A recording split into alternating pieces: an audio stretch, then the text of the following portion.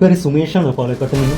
മലയപ്ലേന അമ്മാടത്തിൻ മുറ്റത്ത് മഴ വന്ന നാളൊരു വാഴ നട്ടു, മരതാരിൽ ആശകൾ പോയതിലോരൊരു മരതക കുമ്പ് പൊടിച്ചു വന്നു. മഹാകവി ചങ്ങമ്പുഴയുടെ ഈ വരികൾ ഒരിക്കലെങ്കിലും ഉരുവിടാത്ത മലയാളികളില്ലായിരുന്നു കുറെക്കാലം മുമ്പ് വരെ.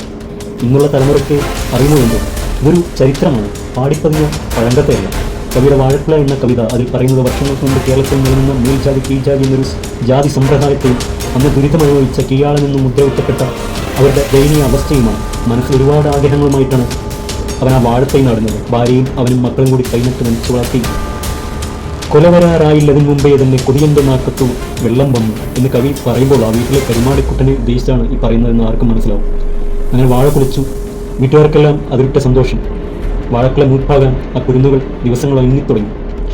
വയറൊട്ടിയ കുഞ്ഞുങ്ങളുടെ മുഖത്തെ സന്തോഷം അത്രത്തോളം ഉണ്ടായിരുന്നു. തങ്ങൾ കുടിയാനാണെന്നും മേലാളം തമ്പ്രാന് വാഴക്കുല കാണിക്ക സമർപ്പിക്കണമെന്നുള്ള കാര്യം അവർ ഓർത്തില്ല.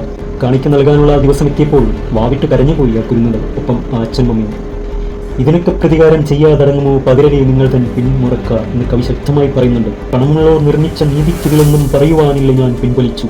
ഇന്നിതെല്ലാം മാറിയെന്ന് പറയാനാവില്ല, വേഷം മാറിയെന്ന് വേണമെങ്കിൽ പറയാം. തമ്പ്രാന് പകരം അധികാരമുള്ള രാഷ്ട്രീയ കോമരങ്ങളും അവരെ കയ്യിലിട്ട് കിടക്കുന്ന കോടീശ്വരന്മാരുമാണ് ഇന്നത്തെ ലോകം. ഇന്ന് അവരുടെ കയ്യിലാണ് ലോകം. ഇനിയും ജനിക്കും ഇവിടെ ഗാന്ധിയും AKജിയും കൃഷ്ണപിള്ളയും അയ്യങ്കാളയും നേതാജിയും തിലകനും ഭഗത് സിംഗും. ഇവരാരും ഇവർക്കോ കുടുംബത്തിനോ വേണ്ടി ലക്ഷ്യങ്ങൾ ഉണ്ടാക്കിയിട്ടില്ല, മണിമന്ത്രങ്ങൾ പണിതിട്ടുമില്ല.